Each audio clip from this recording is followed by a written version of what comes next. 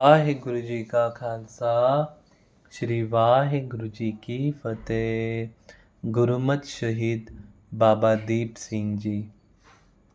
दमदमा साहिब में गुरुमती प्रचार में विचरण करते हुए बाबा दीप सिंह जी को गुरु सिखों की ओर से गुरु जी बाबत खबर पहुंचाती रहती है। गुप्तचर गुरु सिखों द्वारा मुगल राज्यों में हो रही हर घटना के बारे में भी बाबा जी के पास संदेश आता रहता है। औरंगजेब के बीमार होने पर मृत्यु की खबर भी हर गुरु सिख जत्थेदार तक पहुंचाई गई है। मुगल राजा में हलचल को देखते हुए बाबा जी ने नेतृत्व में दमदमा साहिब में सभा बुलाई गई है। हर जत्थेदार युवा गुरु सिखों के साथ दमदमा साहिब पहुँचे हैं। शब्द गुरु की हजूरी में हुक्मनामा प्राप्त कर बाबा जी की ओर से गुरु सिख योद्धाओं को मुगल राजा में परिवर्तन का ख्याल करते हुए हर वक्त सावधान रहने की ताकत की है। गुरु जी द्वारा संदेश पहुंचाने और हुक्म होने पर हर वक्त तैयार रहने के लिए फैसला किया गया है।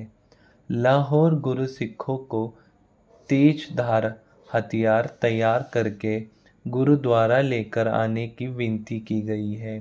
युद्ध की तैयारी में शास्त्र विद्या में माहिर हर नौजवान और बुजुर्ग को तैयार रहने का हुक्म हुआ है।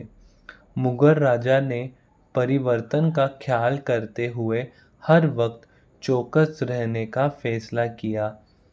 अभी कुछ ही दिन गुजरे हैं कि एक गुरु सिख संदेश ने बाबा दीप सिंह जी तक संदेश पहुंचाया कि औरंगजेब की मृत्यु के बाद उसके दोनों पुत्र में राजगद्दी प्राप्त करने के लिए हुई जंग में गुरु जी द्वारा बादशाह की सहायता के कारण सिखों के विरुद्ध किसी प्रकार की हलचल होने की संभावना नहीं है। रात के दीवान में इस खबर में सारी संगत को जानकारी दे दी गई है ताकि गुरु घर की सेवा और सिमरन का कार्य निर्भय और निर्भय भावना में चलता रहे।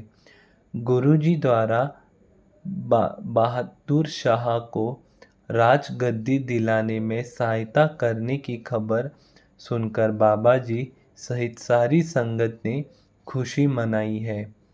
इस हालत में मुगल राजा की जड़ कमज़ोर होगी और गुरु सिखों को गुरुमती प्रचार का आरामदायक समय मिल सकेगा।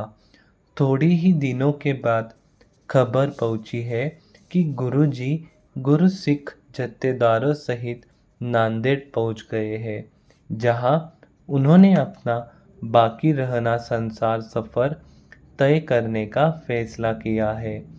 कुछ चुनिंदा सिखों सहित नांदेड़ साहिब पहुंचकर गुरुजी ने अपने हाथों से भाई मनी सिंह वाली लिखित बीड़ का प्रकाश किया है। राग और साज में आसपास के वासियों को गुरुमती पथ पर चलाने का कार्य आरंभ किया है। हर संदेश लेकर कुछ गुरु सिख आसपास के इलाके में घूम रहे हैं। इस भयानक इलाके में गुरुजी और गुरु सिखों की जीवन शैली को समझकर धीरे धीरे यहाँ के लोग गुरुजी को इलाही नूर समझकर सुख के लिए उनकी शरण में पहुँचे हैं। गुरुजी बहुत प्रेम से इन अनजान लोगों की दुख तकलीफ़ों और रीति रिवाजों को सुनते हैं और गुरु सिख द्वारा इनकी हर तरह की सहायता करते हैं।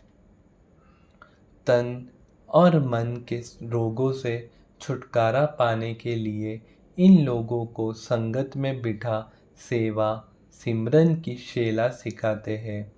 इसके अलावा कुछ तपस्वी साधुओं के सेवक भी गुरु जी का संग करने के लिए संगत में आते हैं।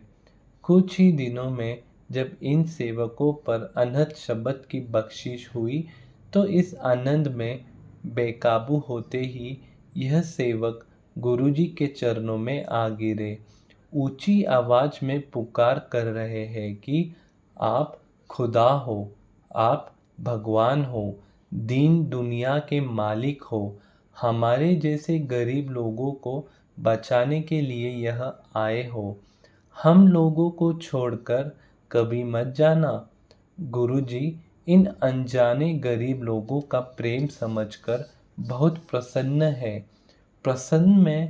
प्रसन्नता से इनको दिलासा देते हैं कि जितना भी समय हमने इस संसार में रहना है वो सारा समय हम आप लोगों के बीच गुजारेंगे और भगवान के आगे आप लोगों के सुख के लिए विनती करेंगे। गुरु जी का प्रेम और अपने प्रति गुरु के मुख से निकले वचन सुनकर नांदेड़ वासियों में एक खुशी की लहर जागी है। गिनती में थोड़ी थोड़ी संगत रोज गुरु जी के दर्शन करने आती है। गुरुमति मार्ग पर चलने की कोशिश में गुरु जी के संग नित्यनेम में जुड़ती है। गुरु जी का फुरमान है, सतगुरु मिलिए सच सजमी सूचा, गुरु की पौड़ी ऊंचो ऊंचा, कर्मी मिले जम का भौ ऊंचा, गुरु मिलिए मिल अंक समाया, कर कृपा घर महल दिखाया, नानक हो में मारी मिलाया। वाहिगुरु जी का खालसा, श्री वाहिगुरु जी की फतेह। धन बाबा दीप सिंह जी महाराज, धन बाबा दीप सिंह जी महाराज।